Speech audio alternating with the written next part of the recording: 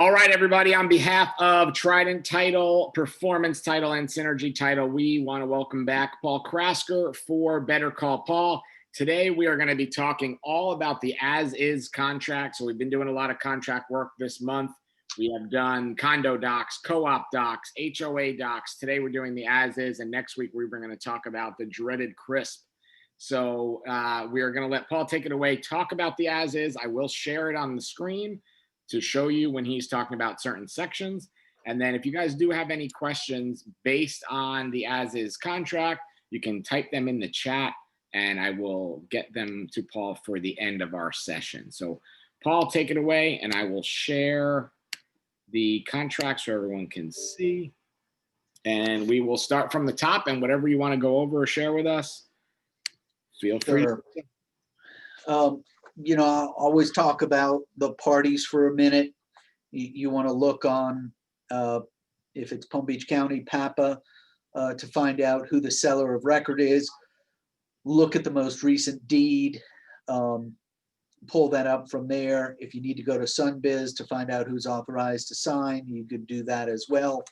The next point I usually talk about on the first page is paragraph 1D. Whatever list you usually put in there, security systems, washer and dryer, other things of that nature. But I always tell people at the very end of that list, put and all as per MLS listing, so that you capture the marketing that your seller put into the MLS. And they're obligated to give that all to you. So if they talk to you about an above ground a hot tub, you can't go there and find out it's gone at the date of closing. Other things of that nature. If they talk about statues in the backyard, those are now going to stay because you've included them in paragraph 1D. Okay, in paragraph 2C, under financing, I encourage you to not do the dollar amounts. I encourage you to do the percentage of financing, because as you go back and forth with the numbers and you start at 900,000 and the seller makes a counteroffer of 1.1 and you end up at $1 million. If you did 80% financing at $900,000, it's different than 80% financing at $1 million. And if you applied for $800,000 when your original financing number said you would apply for $780,000, you breach the contract. All right, I think we can jump to page 2.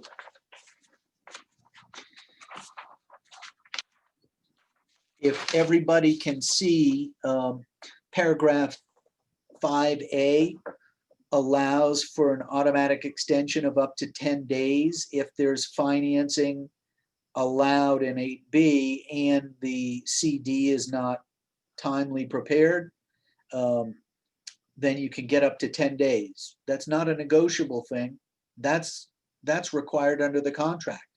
So if you don't want the buyer to have that automatic right of extension, you're going to need to cross that out and have it initialed.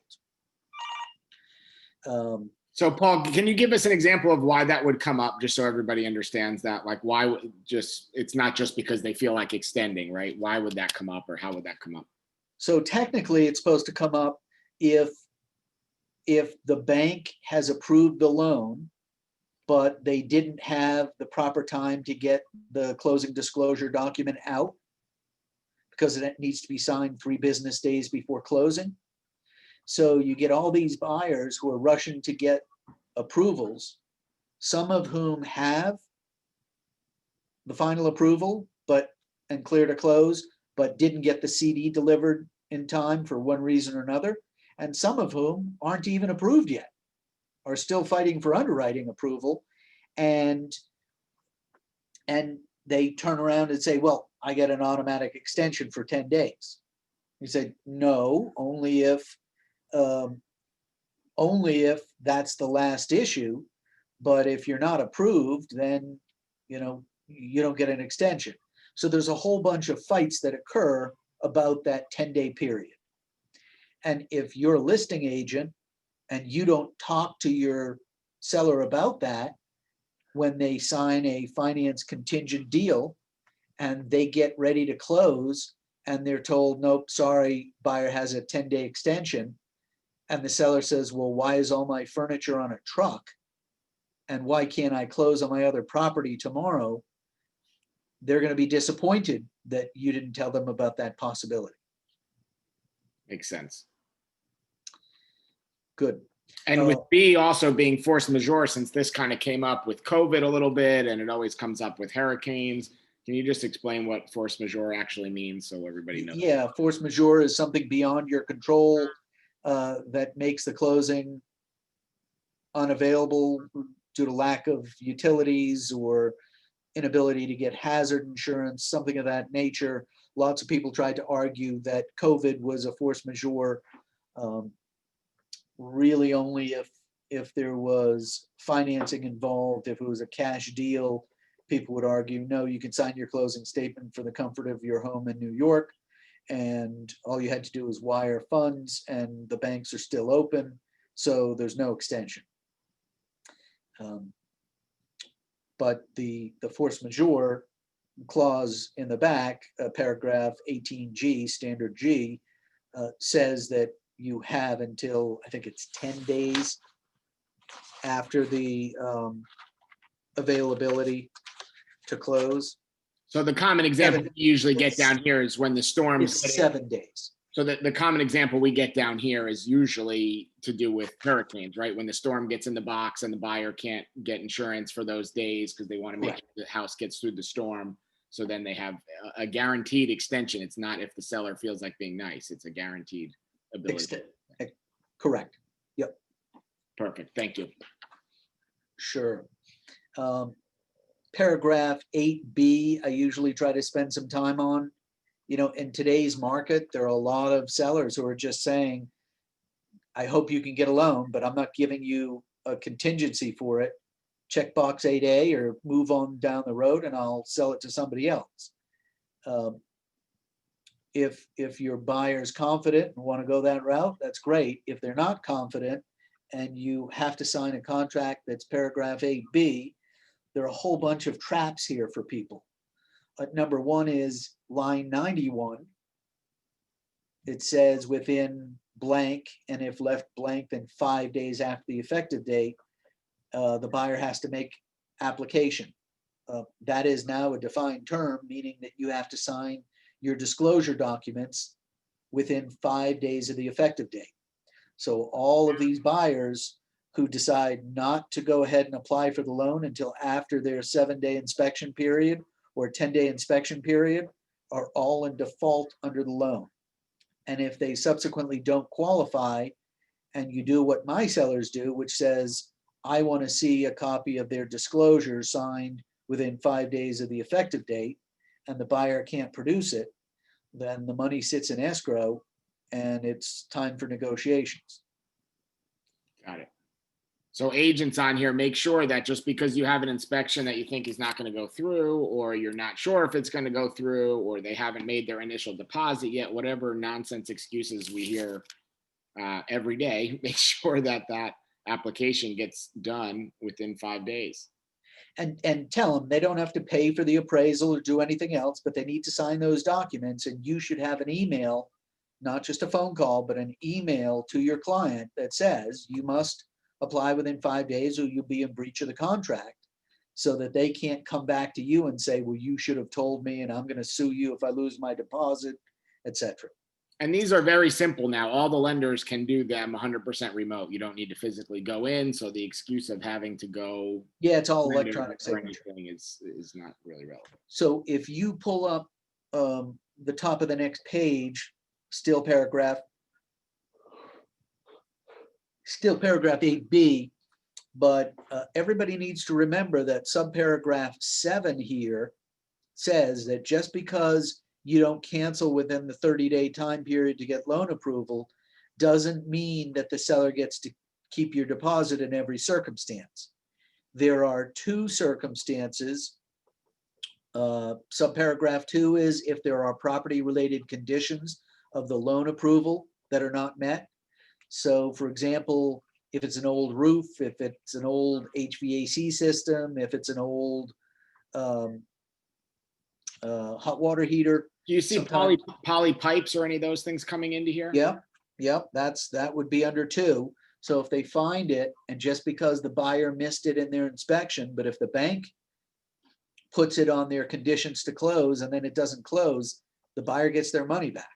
And the same thing with number 3, appraisal of the property is insufficient to meet the terms of the loan approval. So if you're getting 80% financing and the appraisal comes in low 2 days before closing, seller's got to renegotiate that deal or give the deposit back, period. And it's the listing agent's fault for letting it go that long. A lot of listing agents say, hey, if you're going to do a finance deal, we want you to pay for it and have the bank order the appraisal within 5 days of the effective date. We want you committed, and we're not going to let you wait until after the financing is approved to then go get an appraisal. Yeah, it makes sense. And you still see a lot of lenders, not wanting to order the appraisal until after inspection is cleared or until after a lot of things are done. So that's an important part to understand. Okay. I jump over to paragraph 9F. I just want to make sure people understand this section about special assessments has nothing to do with condominiums or homeowners associations. Those types of liens are governed by the riders. This section is only dealing with governmental entities, public bodies, Loxahatchee River District, municipalities, county liens. If they go in and repave a roadway or they put lights on a street that had no lighting, those are municipal liens. And from my perspective, if the buyer wasn't told about it in the MLS listing, and all of a sudden prior to closing, it comes up that they still have to pay this special assessment for the next 10 years, I would say, no, absolutely not. If you had told me about it beforehand, I would have adjusted my purchase price. So, it shouldn't be a surprise and a new expense for me. So for buyers, I always check the box B that says pay it in full. Okay. That's a common spot that people working with buyers are always checking with B, and people are working with sellers are always checking A, and then usually end up, exactly somewhere talking about that. So I want to talk about 10B, C, and then J in the same context.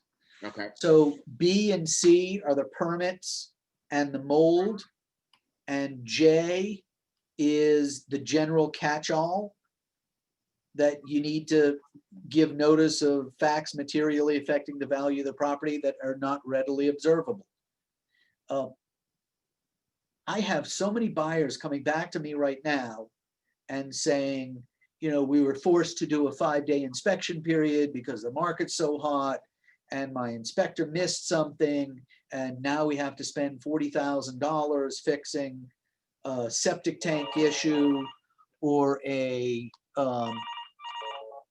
mold issue or something else. And they say, well, I want to sue under the 10C, the mold disclosure. They didn't disclose there's mold. And I say, it doesn't say that the seller has to disclose mold. It says if buyer's concerned and wants mold, they should contact the appropriate professional. There's no obligation for them to do a mold test and then tell you about it. And similarly, they say, well, under J, under the catch-all, they knew about this. They had to know about this. It smells moldy in the house. And it affects the value of the property. You have to prove that they knew. You have to prove that it materially affected the value of the property. And the third component is you have to prove that you didn't have the ability to determine there was mold in the house beforehand. People are going to say you had an inspection period, you could have done a mold test, you chose not to, you can't go forward with your claim.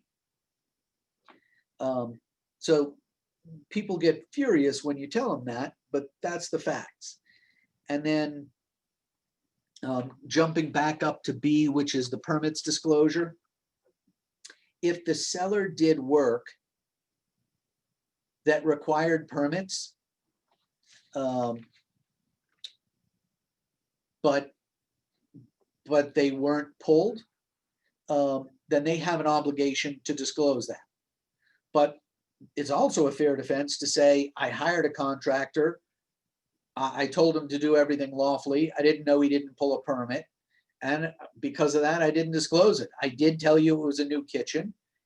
Obviously, you had the ability to go online and do an open permit search and realize that nobody pulled a permit for a kitchen. So yeah, you knew or should have known that there weren't permits pulled on that kitchen. Again, these are things that, if it's important to a buyer, need to be addressed within the inspection period, not after the inspection period when you hand the contract to the closing agent. Okay, pushing past paragraph 10, I'll spend 2 minutes on paragraph 11. This is an important paragraph that people forget to even consider. Sellers always turn back and say, hey, I don't care what happened from the effective date to closing. This is an as-is contract. If the AC broke, I'm not fixing it. Paragraph 11 says they have to fix it. Seller shall maintain the property, including the exterior, in the condition existing as of the effective date. So if the AC worked on the effective date and the pool heater worked on the effective date, and they've been nursing it along for 2 years, and it finally dies 10 days before closing, they need to repair or replace that system, whatever it is. Paragraph 12A, self-explanatory. I think everybody knows they can get out for any reason or no reason during that time period. 12B, people have asked me questions of, can they have the inspector walk through with them? Yes, the buyer can bring whoever they want back to do the walkthrough with them. It says buyer or buyer's representative may perform a walkthrough.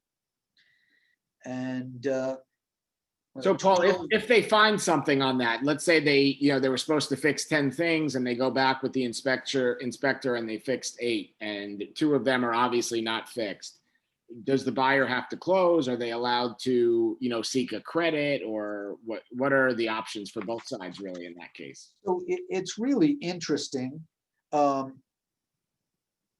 It says here, and this is back on page 3 in line 132, if prior to closing, seller is unable to meet the as-is maintenance requirement as required in paragraph 11, then you escrow 125% of the estimated costs to meet the as-is requirement would be escrowed, and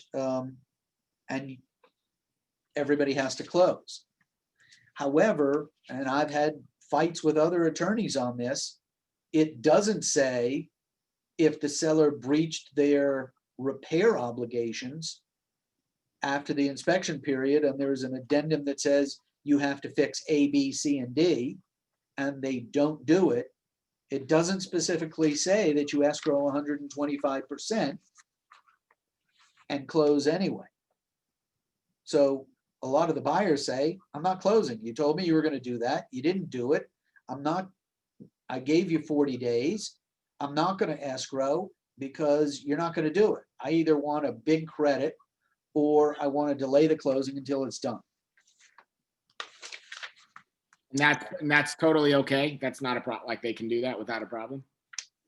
Yeah, and then the seller's attorney steps in and says it's unreasonable to hold up a $2 million closing for a $45 item. And you say, oh, I agree with you entirely, and I didn't want to do that at all. You're the one who made me do it. Yeah. So, people just digging their heels there. Sure.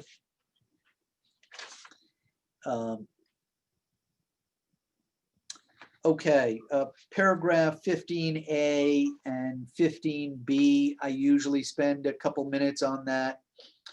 I think what's fair is that if there's a buyer default, the seller should be able to keep the deposit as liquidated damages. And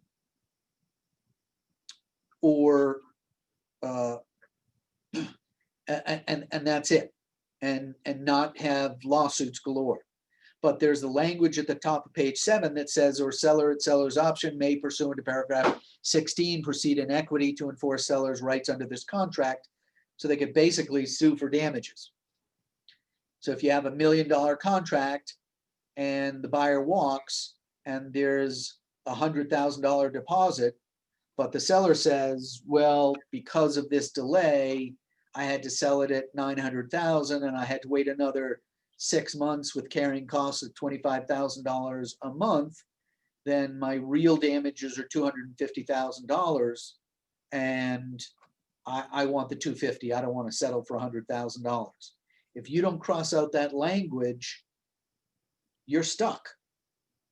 You're going to end up in a lawsuit instead of just losing $100,000. And then the similar thing I think is correct with the seller default. So if the seller defaults, the buyer needs to have the suit for specific performance, or there's no teeth to the contract. But the buyer should be in a situation where they either take their money back and walk away, or sue for specific performance. This contract is worded differently because it has the word without, thereby waiving an action for damages. So what I do, especially when somebody else crosses out the language I'm suggesting in lines 329 and 330, what I do in the next paragraph is I cross out the word without in line 335, and I cross out the word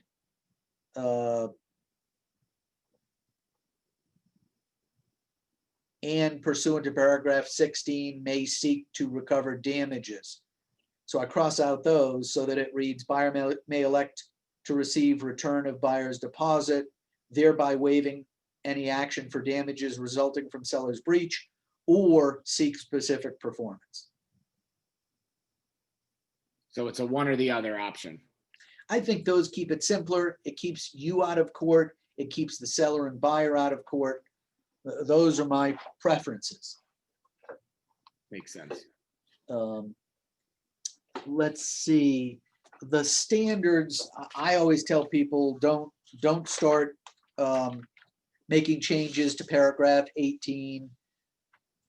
It's just going to get you in trouble, and the other side's going to hire a lawyer to try to figure those things out, etc. Timing of the contract, I'll just touch on F. Remember that this is calendar days, not business days. Remember that if a day ends on a Saturday, Sunday, or legal holiday, it extends to 5 p.m. on the next business day. So if July 4th is a Monday and the inspection period ends on a Saturday, the inspection period really ends on Tuesday at 5 p.m. In every other case, when the inspection period doesn't end on a Saturday, Sunday, or a legal holiday, the time period extends to 11:59 p.m. Of the time, I know we had this chat and laughed about this before, but of where the property is located, correct? Not where the buyer or the seller is located, where the property is located? Correct. Correct. So if it's a buyer from LA, it's 11:59 Eastern, not. Correct. Okay. And I think that's it. I think really, as far as the big issues are concerned, they've built in 1031 exchanges and FERPTAs into the standard contract. I think Most of you already, Can you just talk about 19 for a second, addenda? Because I think this confuses people too, that if they don't have one of these checked or they do have it checked, does it count? Or if they just attach it in the email, is it relevant? And additional terms, that kind of thing. sure. So paragraph 19 is intended so that you check a box that you're adding this rider or that rider. And then you also have to fill out the actual rider and attach to the contract. It's not enough to just check off condominium rider. You've got to prepare and sign the condominium rider. I've seen sometimes we'll see, like we just had this the other day, like a deal in a condo where the contract was accepted, everything was good. I guess people weren't paying attention. They got a couple days into it, realized it's a condo, and now, what date is the effective day really count? And because they didn't check it, can the seller or can the buyer just walk because they pretend that they didn't realize it's a condo? Sometimes it seems like we see these shady things where people will intentionally not check them because it almost buys them an extra, time period because they're saying that that's not effective date or. Yep, and to be conservative, whatever the date of the last rider is that was required to be attached should be considered the effective date. So if you had to give them the HOA rider or the condo rider or the lead-based paint rider, then those, or the coastal construction line, the date of signature of that addendum should be considered the date of the contract. So for listing agents, you have to make sure that, if you take a listing just say a condo and you do a good job, you get the condo disclosure or condo rider, whatever signed up front, you do that, you put it in the MLS and then you receive a contract and it's all together, but it's not checked in the document or they're signed at different times. Beware that sometimes, not always, most of the time it's an honest mistake, but sometimes it's them trying to play and get a couple of extra days and have some leeway in there. So making sure that those things are checked correctly and received and executed at the same time. And with most of the electronic signatures, we have timestamps where we can see these things. And a lot of people, I hear this all the time. Oh, I just missed one initial. It's not a big deal. And we get that in compliance all the time. If we don't have an initial or we miss signatures and we don't have an executed contract, that could throw off those timelines.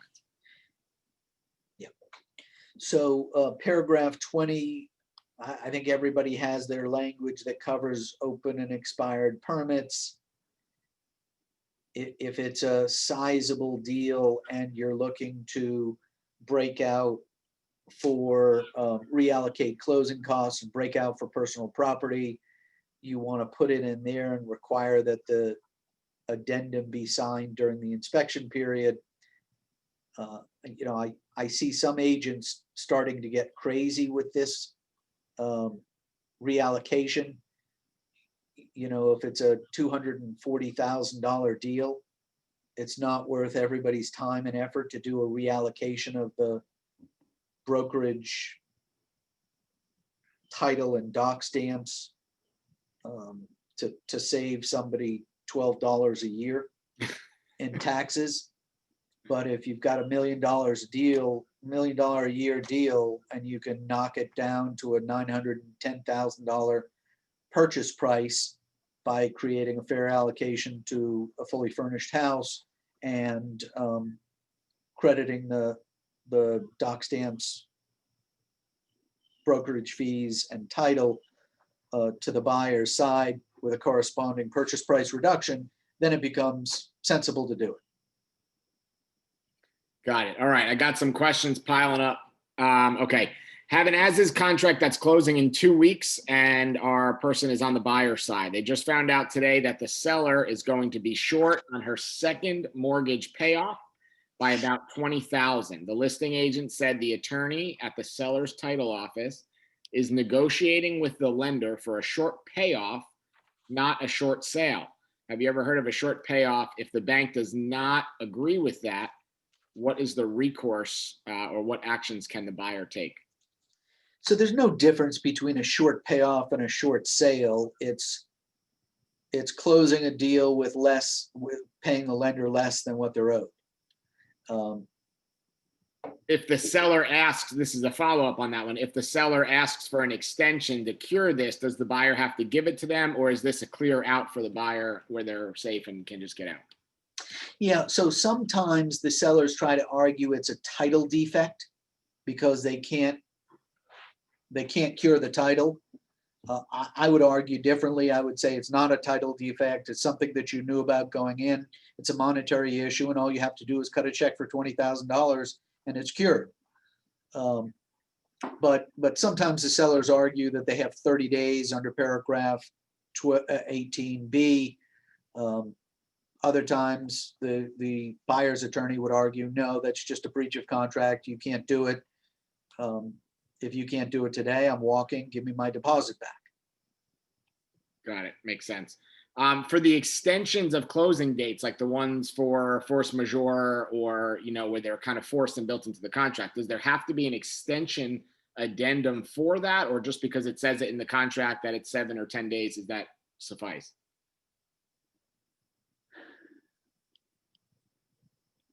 Are you talking about under paragraph 5A, or what are you talking about? I think it was whatever we covered real early. This was one of the earlier 5AB. Yeah, extension of closing. So that's the thing is, most buyers agents, or the good quality agents, try to draft an addendum so that everybody's on the same page. Closing date is hereby extended to such and such, and the good listing agents say, we'll agree to extend until such and such, and we'll reference paragraph 5A so you don't get a double shot at extending at another one.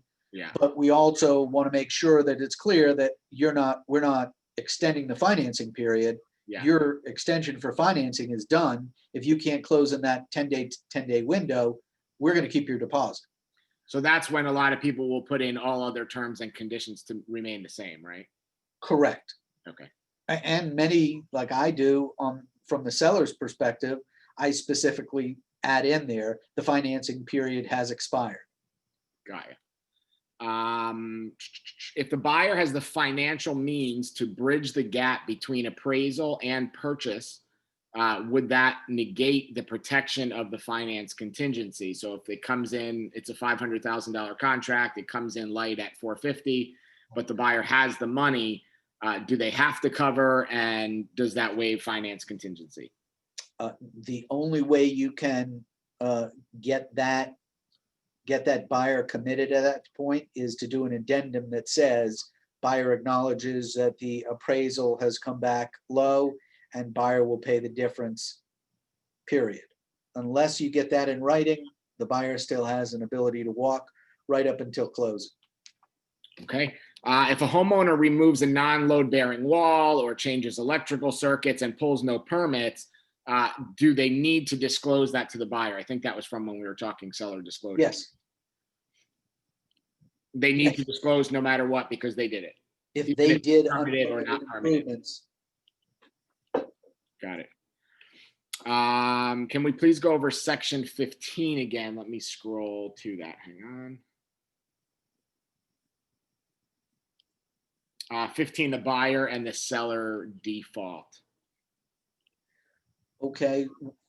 Basically just the language that you wanted in there. She said what didn't get what part you asked to cross out in section A specifically. Oh, in A, in line 329, starting on the third word of or, I cross out or seller at seller's option may pursuant to paragraph 16 proceed in equity to enforce seller's rights under this contract. Got it. I take all that out. Thank you. Okay, can you explain in more detail the risk of loss standard M? Yep. Let me get there. So I think this is horribly written, and I've encouraged people to dump this language, but just a note of personal pride, there's no comment that I've ever submitted to the FAR Par committee that's ever been endorsed or incorporated. What are they thinking? They got to go to you for all these. Yeah, I've tried over the years. I don't know who sits there, but some of this is crazy. Risk of loss. I mean, think about it. If a hurricane comes through and blows off the roof. And somebody turns around, a buyer turns around, they don't, clearly it's going to be more than 1.5% of the purchase price. Yeah. So if that's the case, the buyer has a choice to either walk away or to take it as is with 1.5% of the purchase price. To me, Which is insane. It's insane. nobody's going to take it with a credit of 1.5 of the purchase price. And here's the reason why. If I'm looking at a house that has Chubb insurance, I'm probably going to say, sure, I'd love to get Chubb to rebuild my house for me. They do a great job. They always pay huge amounts. They never bicker with anybody. It's a great insurance company. They're well funded. Sign me up. But I still want the deductible. And in Florida, the deductibles are either 2% or 5%. They're not 1.5%. Got it. So why am I, as a buyer, going to lose money by taking 1.5% of the purchase price? Yeah. And taking on a project. And then taking on the project. Well, the answer about the project is, yeah, because I want it built my way and I was going to do work anyway, and this makes the insurance company pay for it. But that risk of loss doesn't really make much sense if it's a substantial loss, because nobody's going to take that. So there are a bunch of attorneys who have agreed with me when we restructure that language to say that the buyer has a choice between either taking their deposit back and walking away, or receiving a credit for the deductible amount of the amount of the deductible on the insurance policy and an assignment of the insurance clause. But this language doesn't even require the seller to assign the insurance proceeds. So who would ever do that? Yeah, that is kind of, and the 125% up to 1.5% really makes no sense either, because that would almost never happen like that. Exactly. So the next time you guys are complaining, you tell them Paul was right. You should have done it. Someone else, the contract doesn't define casualty loss. So how do we define that? So casualty loss, and I'm looking for the 493. It is on here.